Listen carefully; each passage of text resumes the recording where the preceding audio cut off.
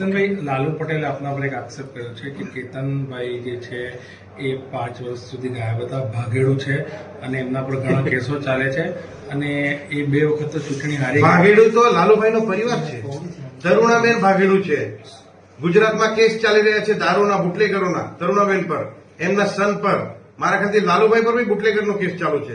દારૂનો ધંધો તો એમનો છે, બાર રેસ્ટોરન્ટ એમનું છે, વાઇન શોપ તો એમપી નું છે. લાલુભાઈ દારૂનો ધંધો કરે છે અને હર મહિને 100 કરોડ રૂપિયા કમાય છે ગુજરાતમાં દારૂ મોકલાવીને.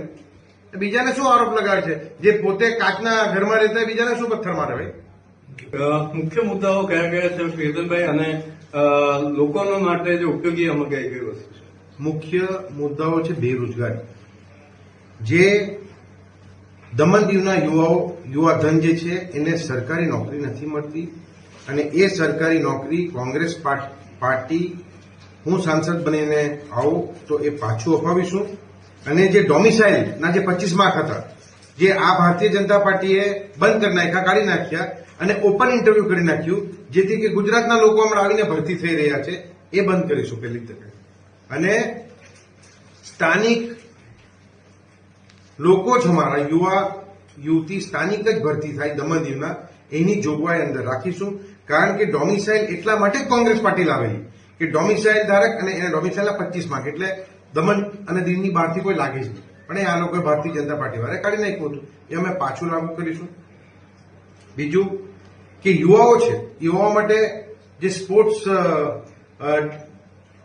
એક્ટિવિટીઝ છે, એ સ્પોર્ટ્સ એક્ટિવિટી કરવા માટે જે બધા સ્ટેડિયમ્સ છે એ સ્ટેડિયમ લઈ લીધા.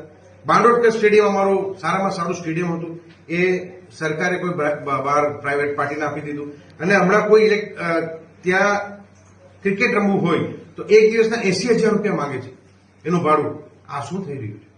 તો અમે આ બાંડોડકર સ્ટેડિયમ શાસન પ્રશાસન અને જે પ્રાઇવેટ પાર્ટી ચલાવી રહી છે પાછું લઈ લેશું, સરકારની અધીન કરશું અને અમારા યુવા માટે ખોલી દેશું. કેતનભાઈ, એ સિવાય જે સ્થાનિક સ્વરાજ્ય છે એના જે હકો, બીજું કે એક સરકારી હોસ્પિટલ છે, તો સરકારી હોસ્પિટલમાં પૈસા લઈ રહ્યા છે લોકો પર. શા માટે પૈસા લઈ રહ્યા છે? એ સરકારી હોસ્પિટલમાં જે પૈસા લઈ રહ્યા છે બંધ કરાવીશું. અને જે તે પહેલા કોંગ્રેસના રાજમાં ચાલતું હતું કે ફ્રી ઓફ કોસ્ટ સારવાર થાય ત્યાં થાય એમની, અને જે મેડિકલ્સમાં જે અમુક એમને દવાઈ ફ્રી મળતી હતી એ બી એમને ફ્રી મળે, એ બી અમે પાછું કરીને આપીશું. જિલ્લા પંચાયત અને નગરપાલિકા છે એના જે પાવર્સ લઈ લીધા છે એ બી અમે લખ્યું છે કે આપણી સ્થાનિક સ્વરાજ સંસ્થા, લોકલ સેલ્ફ ગવર્મેન્ટ ના જે બી પાવર્સ મ્યુનિસિપાલિટી હોય કે પંચાયત હોય એના બધા પાવર તમામ પાવર લઈને પંચાયતના સેક્રેટરીને આપી દીધા છે, એ પાછા લાવીશું. અને રાજીવ ગાંધીનું જે સપનું હતું કે લોકલ સેલ્ફ ગવર્મેન્ટમાં કે all the power is vested with president or sarpanch, he is the executive, sarpanch or president is executive, એ પાછું કરીશું. અને જે રાષ્ટ્રપતિનું જે ગેઝેટ હતું એ ગેઝેટમાં પાછું લાવશું. હાઉસ ટેક્સ અને વીજળીના દરો વધી રહ્યા છે. આ બધા તો પોઈન્ટ અમે લઈ લીધા છે, ટોટલ પોઈન્ટ લઈ લીધા છે. મેઇન મુદ્દાઓ આ જ હતા. કેતનભાઈ,